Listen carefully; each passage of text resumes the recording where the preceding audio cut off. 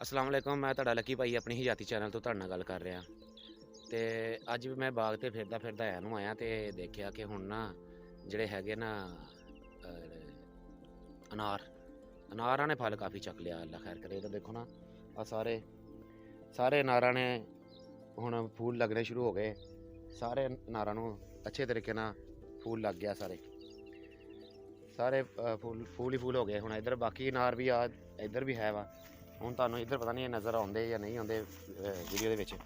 ਤੇ ਅੱਗੇ ਵਾਲਾ ਆੜੂ ਵਾਲਾ ਫਿਰ ਆ ਗਿਆ, ਆੜੂ ਵਾਲਾ ਬੂਟਾ ਫਿਰ ਆ ਗਿਆ ਤੇ ਆੜੂ ਤਿਆਰ ਕਰੀ ਹੁਣ ਮਾਸ਼ਾਅੱਲਾ ਐਡਾ ਹੋ ਗਿਆ। ਦੇਖ ਲਓ ਕਿੱਡਾ ਵੱਡਾ ਹੋ ਗਿਆ, ਅੱਗੇ ਨਾਲੋਂ ਵੱਡਾ ਹੋ ਗਿਆ।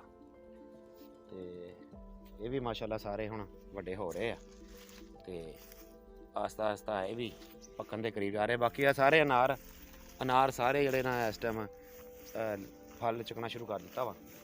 ਤੇ ਥੋੜਾ ਜਿਹਾ ਨਾ ਇਹ ਸਟਾਰਟ ਆ ਤੇ ਪਤਾ ਨਹੀਂ ਹੁਣ ਵੀਡੀਓ ਵਿੱਚ ਨਜ਼ਰ ਆਉਂਦਾ ਜਾਂ ਨਹੀਂ ਆਉਂਦਾ। ਤੇ ਬਾਕੀ ਇਹ ਹੈ ਕਿ ਸਾਰਾ ਨਾ ਅਨਾਰਾਂ ਨੇ ਵੀ ਫਲ ਚੱਕ ਲਿਆ ਵਾ। ਅਨਾਰਾਂ ਦੇ ਮੇਰੇ ਬੂਟੇ ਇੱਥੇ ਹੈਗੇ 8-10 ਹੈਗੇ, 8-10 ਬੂਟੇ ਅਨਾਰਾਂ ਦੇ ਆ ਜਿਨ੍ਹਾਂ ਨੂੰ ਫਲ ਚੁੱਕਿਆ ਵਾ। ਬਾਕੀ ਦੁਆਵਾਂ ਯਾਦ ਰੱਖਿਓ। ਬੜੀ ਮਿਹਰਬਾਨੀ। ਅੱਲਾ ਹਾਫਿਜ਼।